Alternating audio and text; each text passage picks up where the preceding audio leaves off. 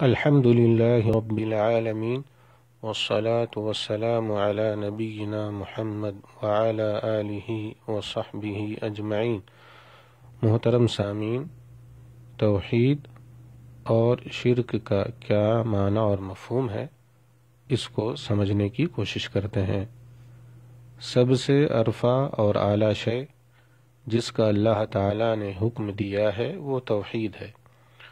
جو عمل توحید کی بنیاد پر ہو تو وہ عند اللہ مقبول ہوتا ہے، اور جو عمل توحید سے عاری ہو اور خالی ہو تو ایسے عمل کا اللہ تعالیٰ کے یہاں کوئی وزن نہیں ہوتا۔ اللہ تعالیٰ کا فرمان ہے وَاعْبُدُوا اللَّهَ وَلَا تُشْرِكُوا بِهِ شَيْئًا، تم اللہ کی عبادت کرو اور اس کے ساتھ کسی کو شریک نہ کرو۔ سورۃ النساء آیت نمبر 36۔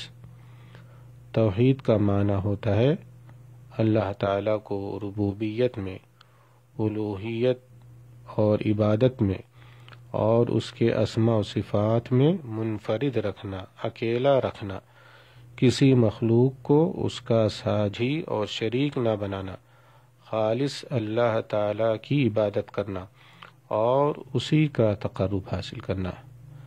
صرف اللہ تعالیٰ کی عبادت کرنا، صرف اللہ تعالیٰ کی بندگی کرنا اور اس کے ساتھ کسی کو شریک نہ ٹھہرانا، یہ اللہ تعالیٰ کا حق ہے جو بندوں پر واجب ہے۔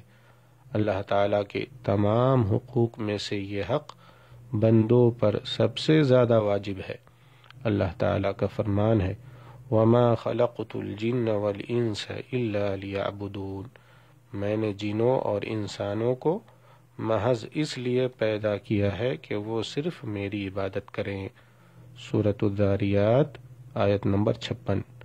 نبی صلی اللہ علیہ وسلم ارشاد فرماتے ہیں حق اللہ علی العباد ان یعبدوہ ولا یشرکوا بہ شیئا، اللہ کا بندوں پر یہ حق ہے کہ وہ صرف اللہ کی عبادت کریں اور اس کے ساتھ کسی کو شریک نہ ٹھہرائیں۔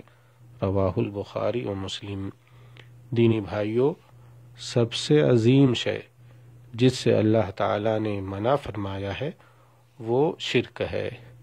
شرک کا معنی ہوتا ہے اللہ تعالیٰ کی ربوبیت میں یا اللہ تعالیٰ کی الوہیت اور عبادت میں یا اس کے اسماء و صفات میں کسی مخلوق کو اللہ تعالیٰ کا ساجھی اور شریک بنا دینا، اللہ تعالیٰ کے برابر اور ہمسر قرار دینا۔ شرک کوئی سا بھی ہو، شرک اکبر ہو یا شرک اصغر ہو، اللہ تعالیٰ اسے توبہ کے بغیر معاف نہیں کرے گا، اس لیے کہ یہ سب سے بڑا گناہ ہے۔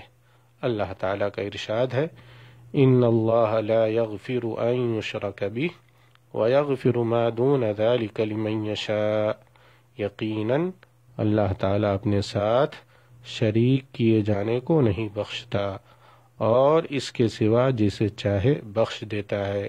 سورۃ النساء آیت نمبر 48۔